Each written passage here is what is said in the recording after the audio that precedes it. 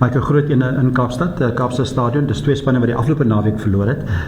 Die Stormers het in Connacht verloor en dan die Glasgow Warriors het in die Lions verloor. Nommer 1 en 2 nog steeds op die lys. Nou is dit soos die Engelse sê all to play for. Die Glasgow Warriors bring ook verseker hulle sterkste span wat nie die geval was op Ellis Park nie. Dis groot een in Kaapstad daai ene. Top of the table clash soos jy sê, en die groot ding vir my is waar die Stormers tans is. Dink ek hulle is in staat om Glasgow Warriors te kan klop. Dit gaan moeilik wees. Dit gaan 'n vol 80 minute vat. Soos wat ons gesien het, die belangrikheid daarvan teen Connacht, jy moet vol 80 minute kan speel, en ek weet emosies het 'n rol gespeel in die Connacht wedstryd, maar ek dink die Stormers is 'n span wat baie goed voorberei is.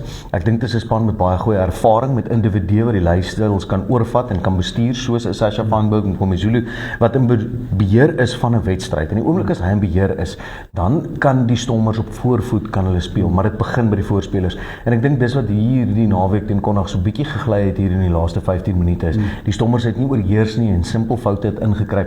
Hulle gaan nie kan foute maak en dit bekostig teen 'n span soos Glasgow nie.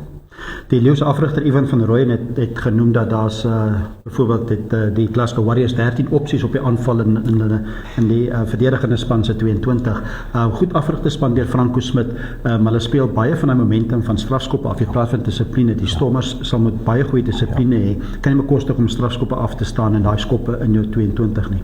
Definitief. Ek dink die Stormers sal gaan aanklop by die Lions afrigtingskorps en span oor hoe ontleed jy 'n span wat soveel opsies het van een bal af basies, en ek dink dit is wat nou vir my basies saak maak, is gaan klop aan, gaan kry die ervaring, gaan hoor, gaan vind uit en pas dit toe.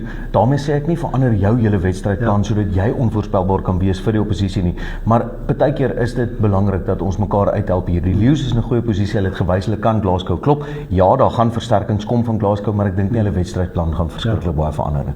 Dit lyk my die opbou na die weer lyk nie te sleg in Kaapstad nie. Dit gaan nie reën soos die vorige naweek nie.